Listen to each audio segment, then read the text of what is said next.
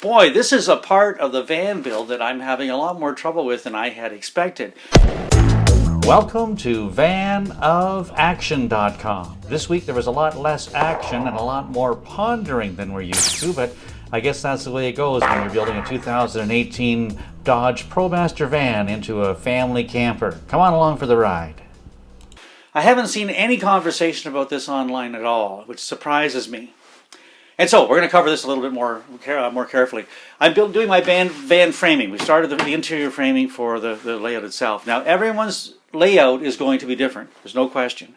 But there are certain things about the framing that in my opinion have to be consistent. Number one is it has to be anchored really well to the structure of the van. Whatever we put back here has to stay back here. It can't slide to the front if there's, God forbid, you're in an accident or you have to stop short. It has to be anchored well to the structure of the van, number one. And number two is it has to be built straight up and down so the lines don't look all cockeyed and not all crazy when you get, when you're finished. And number three is if you're going to use drawer slides, like the fully extended drawer slides that you see so many people using online in their van builds, then those drawer slides, that hardware, has very little tolerance. You have to build straight and you have to build square or those slides simply won't work. 3 simple rules, no matter what your layout is. But it's a real challenge. Anchoring to the body of the van is possible. And in some cases I use the jack nuts. In some cases I use the nuts and bolts. I will show you those. I'm building my structure off of the existing ribs. This is the main structural connection are the existing ribs in the van. And it's going to work out that my drawers or cabinets are going to have dividers on these spaces. That's just part of my design. I want to build in lateral stability as well as attachment to the wall stability. So I'll show you how we're going to do that. Getting the upright pieces has been a lot of fun. I'll show you how I scribed it to the wall. That's easily done. I still have to get the plumb line on. I'm not 100% certain how we're going to do that yet. So let's just work through this. When it comes to building the walls out, you're going to be building cabinets and a bed, or maybe a pull-out couch, whatever it might be. You're going to finish. However, you're going to finish the inside of your van. You'll be building up from the bottom or down from the top, in from the back end, maybe back from the front seats. You're going to want to mirror each side. You're going to want to be able to be sure that the measurement you have at the top is the same at the bottom, so things aren't all cockeyed. Now, a traditional builder would think in terms of starting level, building off of a level, but you can't do that in a van because unless you're absolutely certain your van is sitting perfectly level. And I haven't checked it, but I know mine is, and it's just parked in a work shed. I'm sure they built it as flat as they could, but no one was out here with a laser making sure the floor was perfectly level. They have to have the same amount of air in each tire. There's just too many variables. You just can't use a level. You shouldn't use a square. It's going to be a challenge. And I say that because a lot of the surfaces aren't flat. The Promaster is boxier than a Transit or a Mercedes for sure, but even the Promaster's walls aren't perfectly straight. The ceiling of the Promaster has an arch, so you can't just take a square off the ceiling and say, I'm going to start here and follow that line down. It just won't be straight and true. So rather than thinking of level or square as you're doing your layout work, think in terms of parallel. Because I've done a lot of measuring around the inside of this van, and there's a lot of pieces that are absolutely the same distance apart from side to side, which makes a lot of sense when you think about it because it was assembled by robots. There's not going to be a lot of tolerance one way or the other. They're going to put the same thing in the same place every time. So pick your spots carefully, but develop some reference points. So I've measured from the inside of the van back, and I've added just a little bit of room for comfort, an extra ½ inch, and this is the inside end of my garage. So now I just want to transfer that line up and down. So, not that hard. I take a straight edge and clamp it on the side of that mark, just to hold it. If you had a little help, you could use another set of hands, that'd be great. And then I'm going to take my tape measure, reach behind, and I'm going to hook my tape measure inside the rib and measure to see how far that is. And then I'll take that tape measure and move it to the top of the inside of the rib and set it so it's the same. Just move this back and forth till it's the same. Check it a couple times.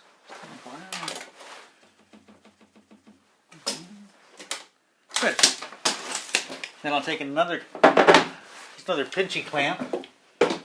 I can mark that line at the top, mark the line at the bottom, transfer it up and down, and you know you're going to be moving in the right direction.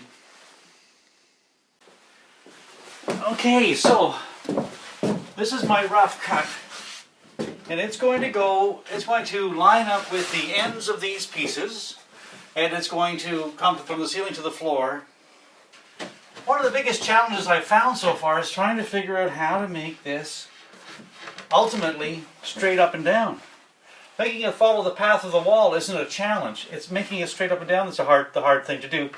And so I thought I would try on this rough cut just to see if it would work, how it would work if I was to maybe try and establish where the square line was first. So what I've done is, this is just a piece of the plywood I'm working with, and I know that the bottom is the factory end. This is the top side, and I know that I've done all my cutting from this side of the sheet. So this is a factory cut, and the bottom's a factory cut, and that means it has to be 90 degrees. There's no question about it. It's going to be a 90-degree angle. So I thought I might try using it to set it on the floor and assume that this side then would be coming up at 90 degrees, and move it over until the piece I want to cut is parallel to it.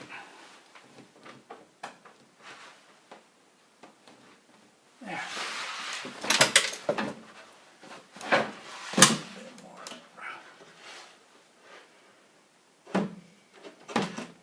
It's finicky.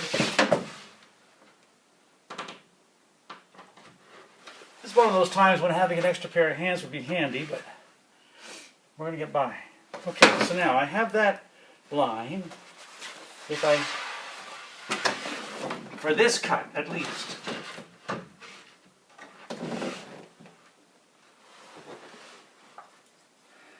where's my sheet there?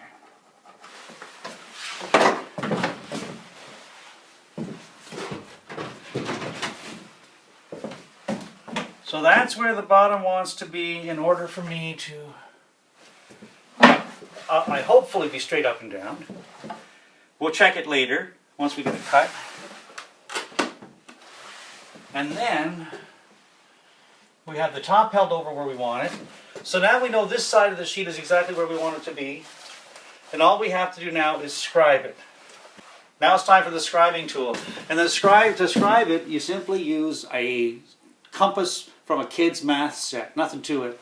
The pencil marks the shape you're trying to follow. The blunt end follows the shape. Not hard at all. Now scribing is a bit of a learned skill, but with a little practice it's not that hard. In fact, it's very simple, and you never expect to do it on the first cut anyway. So this is going to be a good learning experience.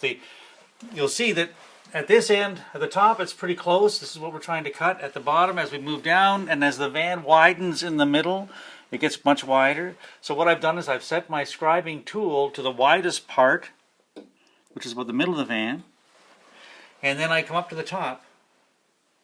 And the critical thing about scribing is that you always keep the points at perpendicular to the place you're trying to scribe to.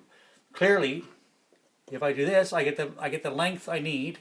If I was to do this, look how much shorter it becomes, right? I'm not going to transfer the mark properly. It's important to try and be as close to 90 degrees all the time as you can be, and just follow the line down.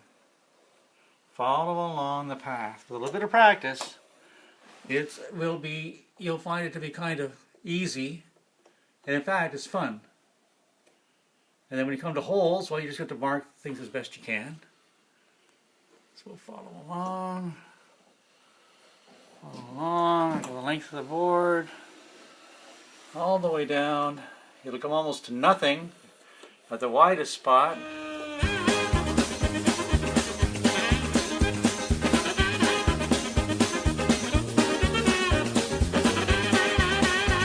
Okay, let's see how this let's see how this first cut fit.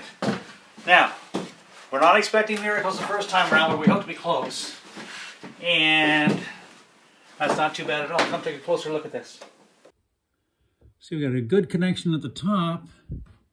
And then it's relatively parallel all the way down, which is great, until it hits this middle part. And then down at the bottom here, see the Dodge Promaster has a bit of a rise at the edge, so we're going to watch out for that. So now all I have to do is just do it all over again. So start again. Try it again. Start all over again. Now we'll try again. So we just start all over again. Start all over again. Well, let's see how we do. And can you hear that? That's the plywood rubbing against the very bottom cleat of that panel piece, the rib piece. I'm going to cut that away a little bit. I want a real strong connection where the structural members are. In between, it's not that important. I don't want the plywood rubbing on the metal. Your van will be different because of your layout, because of where this piece fits, where it's going to sit, because of the van itself, where the ribs are, but the concept is exactly the same every time. Keep it straight, scribe it, and every time you scribe it, it's exactly the same process over and over again. You're just moving the piece a little bit closer to the wall each time. Always line it up the way it's supposed to be and scribe off where you need to. And then in a matter of just a couple of efforts, you end up with a finished piece. Boy, oh boy, oh boy, I've got both sides installed. They're both very different. Now, the question becomes, are they right? And the answer is, I don't know. But this is my structural member. They're going to attach to that. And there's a couple more pieces I've yet to put on. But once you've got these two up, one way to check and see whether, I can't check whether they're level, but I can check whether they're parallel. And to do that, line up this face with the one behind it. And if you eyeball it, and if they're parallel with each other, you know they're straight. That's pretty good. I'm happy with that. I'm happy with that one as well. I think that these, I'm not certain that they're absolutely on the right line they're supposed to be on, but I know they're on the same wrong line, which I guess is a good thing. I guess I got a little excited and forgot to turn the camera on for the rest of the framing of this cabinet. So across the top, I installed a piece of plywood level with and between the ribs that I put on across the ceiling of the van to receive the cedar planks for the ceiling. And on the floor, I anchored a piece of plywood using the tie downs that came in the van, the same way I did the kitchen cabinets, and I'll show that in greater detail a little later in this video. Between the top and the bottom, I built two plywood shelves on the rails that I'd installed directly to the ribs of the van. Remember the start. Those two plywood shelves and the top and the bottom form extremely strong lateral and in and out stability. So on the outside corners, I just built 2 1.5 by 1.5 corner pieces out of plywood and ran them from the ceiling to the floor. When I tied those pieces in with the shelves, I had a rock solid cabinet without having a whole lot of plywood built. I didn't use plywood gables, solid plywood gables like a lot of people will, because that's weight you don't need. I just put a couple of girts in the appropriate places between the side rail and the front piece to hold it steady, and the whole cabinet was just a skeleton. Really strong, but really light. Now, this is a tie down. The van comes loaded with these things. They're all over the place. And they are inserts that go right into the body of the van. I've taken those tie downs out, and I have gone to my local automotive supply store. I could have used Amazon, but we're not doing that. And I picked up about 5 of these bolts. They're a metric size. I have no idea what they are. The guy knew right away. All in was a couple of bucks. They will have fastened directly to the frame. Give me a really good connection. I've got one here. I have one on the floor, 2 on the floor. Those will be 3 really excellent connections. I'm also going to use jack nuts. I'm going to use a jack nut at the end of the cabinet on the floor. And I think I'm going to put 2 in this rail. So that'll be 1, 2, 3, 4, 5, 6 bolts will be holding down this cabinet when it's completed.